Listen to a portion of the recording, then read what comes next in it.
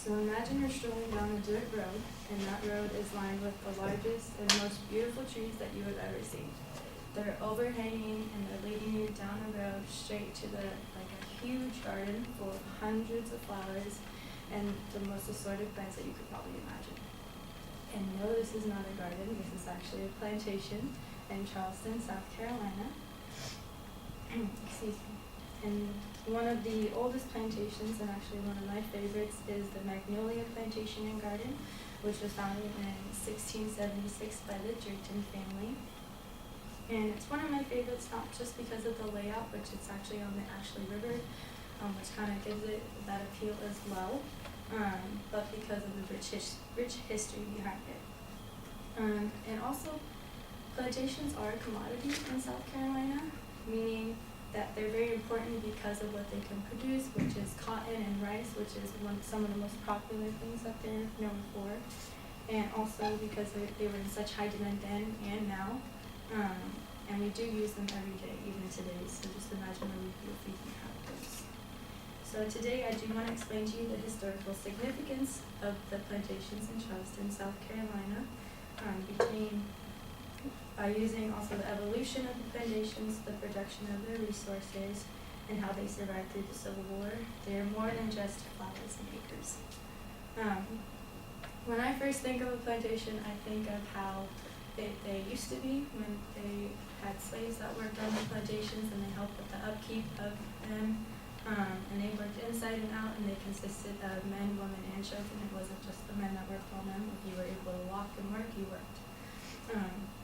And plantations have been around since the 1600s, some as early as the Magnolia Plantation, or even one of them, the Middleton plantations. And they were in the business of growing, like I said, cotton and rice. And according to Brian Hicks from the Post and Courier, there were owners who had about 500 slaves each or more per plantation. And that does seem like a lot, except that the Middleton brothers, who actually owned about 25 plantations with about 60,000 acres, owned around 3,500 slaves just to cover that. And he also states that part of the reason why there are so many slaves in Charleston was because they are the capital of slave trade. So about 40% of them go into Charleston, into the Charleston Harbor, in order to be kind of sold to the rest of South Carolina or just the South in general. And as well as tending to the acres and plants and everything, they did have animals that they took care of as well. But the most important was harvesting the rice on that specific plantation site. And then rice was the largest cash crop, and it required 10 times the amount of slaves that cotton normally would. So that's also why there were so many slaves on the specific Middleton plantation, because there were so many acres they primarily needed all of that help. But production is important, but it's not as important if it can't survive throughout kind of the lifetime. And it's kind of amazing that they are still here today, considering what they went through the Civil War. They were kind of the main points that the Union soldiers took over during the Civil War. They took them over and destroyed them. And the Middleton plantation was burnt down by the Union troops in 1865, and it is one of the oldest plantations there. And according to Nancy Moser, in one of her articles, the Union forces took over Middleton plantations, which caused the slaves to actually join the U.S. Army, and it wasn't because they had to, it was more because they wanted to. It gave them a reason to be free, and they were fighting for their freedom because they were fighting with the Union, who was for basically ending slavery. And then the war, even though it was devastating to the plantations and some of the areas around it, it did give kind of civilization an opportunity, because they needed the railroads, steamships, mass-produced weapons, and various other military devices employed extensively. So war kind of brought more profit to people around them, because they needed people to produce their weapons and whatever they were using to kind of fight that war. So even though it devastated some of the lands and civilization, it also uprooted them, or supported them, because it gave job opportunities for them. And then the that also leads into how this is the Magnolia Plantation and Garden. This is actually one picture that I took when I was there. These are pictures that I found online because I couldn't take that great of pictures. But that is the main homestead there. And they do have vast designs, and some backgrounds are meaning towards them. There's usually meaning behind their layout. They aren't just designed as kind of, we're going to put flowers here and put this tree there. They were either, like according to the article by Robin Jarvis, the majority of the Magnolia Gardens were shaped around 1840 when the owner John Grimke Drayton began to fashion an English garden. So his was more of an around during an English garden. And of course they did take time to develop. Between the 17th and 18th century is when they kind of started to look more fuller and more of a finished touch to them. Between the Magnolia and Middleton plantations, because of course plants don't just grow overnight, so it takes some time to really form that foliage and the look that they all wanted. And then also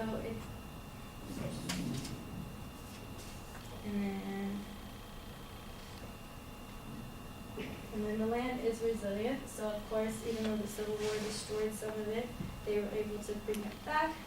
So this is some of the damage that was done to the Middleton plantation, but that's the building that still stands today. But of course, Nancy Moser also states that the Middleton place, although it was in despair, it was taken over by Mr. and Mrs. J.J. Pringle Smith. Yes, that is their real name. I looked it up. They took it over in the 1920s, and they tended and manicured the overgrown lawns because the whole place basically needed repair. And Mrs. Pringle Smith worked tirelessly and to reclaim the gardens. And the Middleton plantation was based around the French formal garden ideas in 1741, and it was modeled after gardens for the Palace of Versailles, and continued featuring outdoor sculptures, reflecting pools, and canals. So kind of the structure that it has right now was what he intended in the beginning, but of course it took time to get there. And so from the beginning till now, overall, when they were founded and designed to when they were torn down through the Civil War and brought back to life, plantations kept their beauty and their history. And in the end, they were also able to abolish slavery, so while keeping up the production of them and allowing guests to visit them every day and kind of enjoy the history and the beauty of them, that just makes them even more attractive for me.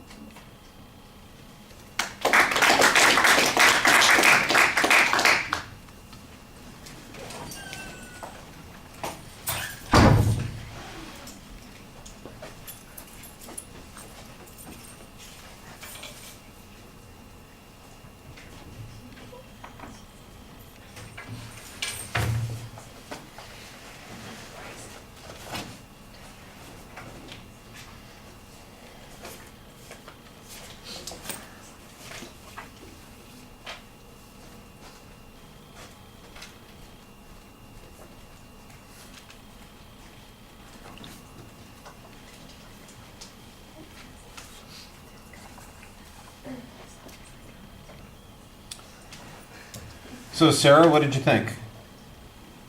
I liked how she talked about the visuals of how it looked in the beginning, because I'd never been to one, and so I don't know like what it looks like or any of that. And I liked how she talked about one that she actually had been to, and that she had a picture of her own that she took.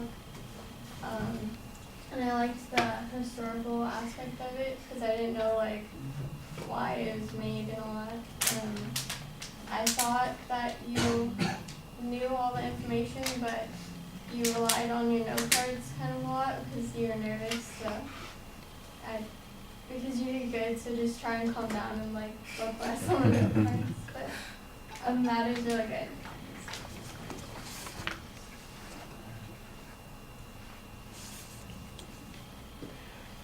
Well, I didn't think nervousness came out very much. I do think that you need to project a little bit more. You've got kind of a naturally quiet voice, and so you may have to work a little bit for an audience, especially in the morning. You got to get the energy level up a little bit. But I thought the content was very solid. I was waiting a long time for that first visual, and I thought, it's because you had us visualize at the beginning this whole, you're going down this road and it's surrounded by trees and everything. I've got this image in my head. I'm going, okay, so she's going to, when she introduces the topic, she's going to show us that visual so we can see it, and then nothing happens. And it's not until like 5 minutes into the speech that we see our first visuals of what you're talking about, and that felt a little bit awkward.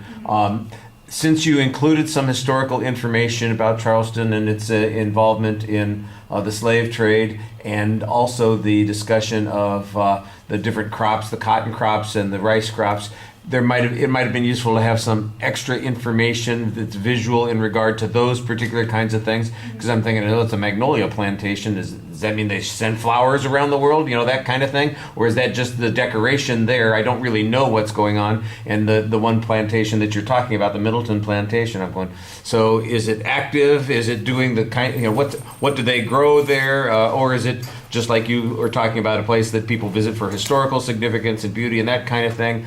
I feel a little bit like I know less about that than I ought to at this particular point, although I do have a good history of what's going on. The contemporary is, I think, neglected a little bit.